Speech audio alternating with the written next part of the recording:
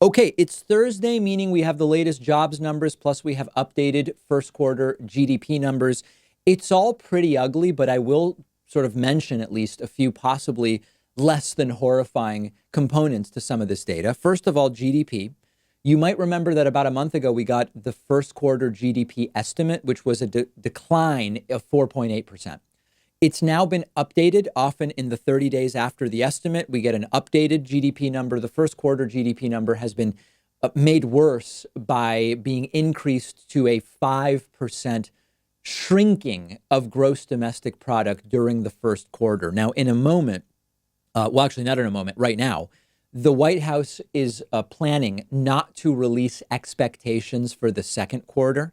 And this is part of the proactive propaganda attempt to cover up historically unconscionably bad economic numbers that we are going to get at the end of July and into the end of August, during into the end of August. About the second quarter, the White House clearly seeing the writing on the wall, and they are not going to be publicizing these expectations. They will get them from their economic teams, but they will not be publicizing them. And the numbers for GDP for the first quarter getting worse from 4.8% down to 5% down, a sign of what is to come. Now, jobs numbers. Last week, another 2.1 million people lost their jobs. New unemployment claims last week, 2.1 million new unemployment claims. Now, understand that before coronavirus, 700,000 job losses in a week was the record. I believe it was sometime in the 80s. I don't remember if it was 82 or 88. I've mentioned it before, but losing 700,000 jobs in a week was the record for the United States.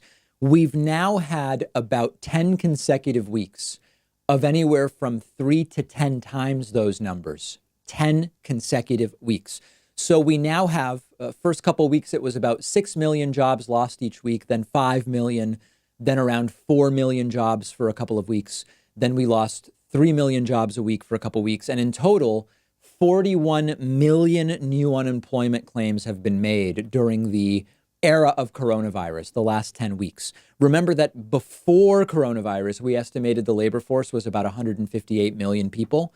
So that means that 26% of the total workforce in 10 weeks lost their jobs. Insane, unimaginable economic destruction. Now, a few things to bear in mind. This doesn't mean that now 41 million people are still out of work. Some of the people who lost their jobs, 9 weeks ago, 10 weeks ago, they've gotten new jobs. And in fact, if you look at continued claims, ongoing unemployment claims, it actually has come down. So 2 weeks ago, we were at 25 million active unemployed people. That is now down to 21 million. So that's something. It means that in the last week, more people got off of unemployment than the number that got on. The most likely scenario based on these numbers is that we are going to see very high unemployment numbers for a very long time. Even if every state was able to reopen today to 75%, you would still see very big numbers continuing, certainly into 2021. And there are questions about, could this be, a 2-year recovery? Could this be a 5-year recovery? We just don't know. But the point is, forget about this being fixed to any significant degree before the November election. And this is why yesterday's segment about garbage math is so important, because there's a good chance that after disastrous second quarter numbers, we will start to see some improvement from these absolutely, bottom lows in the third quarter. And as we start to see that recovery in the third quarter, hopefully, if we just continue straight on, if wave one and wave two blend together and things continue to worsen, this may not happen. But if you start to see some improvement in the third quarter, the administration is going to start to focus on growth rates. I already told you now they're floating. Air travel reservations are up 120%. Well, yeah, but they were down to just 4%, right? They were down 96%. They are now recovering from being only 4% of what they were. So the base rate matters.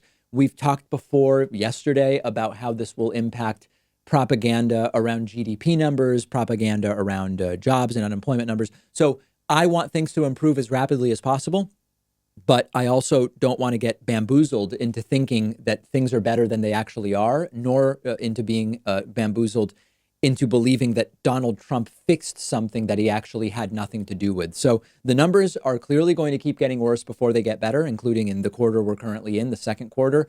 We won't know how bad it got this quarter until around August 1st or even September 1st. The official dates for Q2 GDP are estimate, I believe, on July 30 and update on August 30. So be prepared. Be prepared is the point.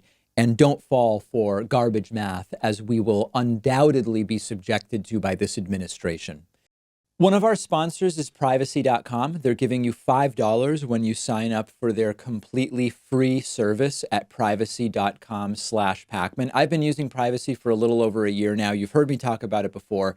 It's a lifesaver, and here's how it works. Takes just a couple of minutes to set up. Anytime you buy something online or on the phone, instead of actually using your real credit card number, the Privacy app and the browser plugin let you give each company a randomized virtual credit card number that you create out of thin air. It'll even autofill the card number with one click. And the payment is taken out of your checking account without the merchant ever knowing your real information. So this allows you to keep your banking information secure, but also to take control of your finances. You can create up to 12 of these virtual credit cards a month. You can set spending limits. You can freeze them.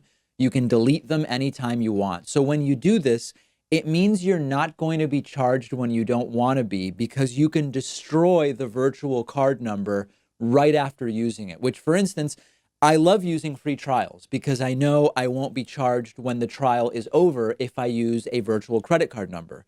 You're keeping your identity private by not telling companies who you are.